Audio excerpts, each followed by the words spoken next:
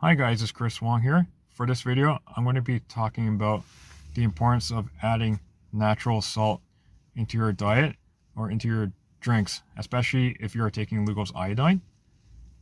So lately, I was taking Lugol's iodine for some time, and I was trying higher dosages and then trying to figure out what's the right optimal dosage for me. Some days were good, some days were not so good. Some days I actually experienced symptoms of hypothyroidism, but it could just be like a detox effect, or it could just be further adrenal fatigue caused by a depletion of natural salt in my body. So I reviewed my notes on the salt loading protocol and decided to try it out myself. So I always thought that I had enough salt because I kept adding salt into my drinks, but I was only using like a quarter teaspoon per bottle of water, so like 500 ml. And I thought that was enough to stay hydrated. That's enough to make sure I don't lose the electrolytes, or enough to get the electrolytes in the body.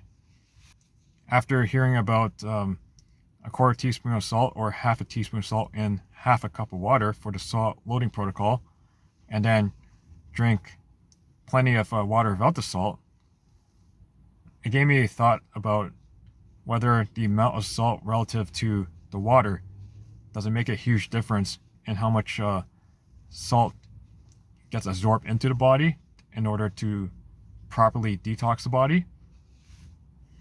I've heard of salt water flushes that can cause all the water to go into the bowels instead, but I didn't want that to happen.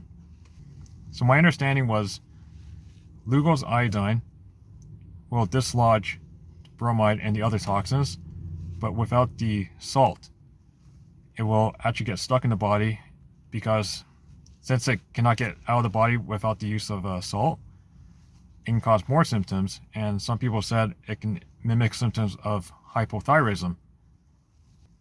Around that time when I started experiencing symptoms of bromide detox, I was actually feeling cold easily. I was actually getting more skin cracks on my hands, because other than I had to stick my hands in the freezers at work, I was actually getting really cold easily, and my digestion was getting a bit slower. So when I actually tried the quarter teaspoon of salt in a quarter cup of water, which I was doing the last couple weeks, I did that right before taking a drink of iodine, and I found the symptoms were a lot less. And it feels like it's helping with the adrenal fatigue as well. In my typical routine now, I find adding a quarter teaspoon of salt with a quarter cup of water, I do that first thing in the morning, and I will actually drink it before my actual full drink that has Lugol's iodine and any other ingredients I like to use, like maca or ashwagandha. And I'll still put a little bit of salt in it just to make sure the reverse osmosis water doesn't pull any electrolytes out of my body. And then later, if I'm going to work out, I'm going to drink another cup of a quarter teaspoon of salt with a quarter cup of water, just to have plenty of salt when I'm working out. And then I might do the same thing again after workout to make sure I still have enough electrolytes in the body for the rest of the day.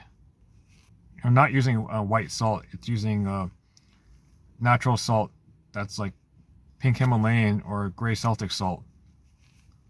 Those are the common two that I use. Some other natural salts may be beneficial as well, but I haven't done further research or trial and error in them,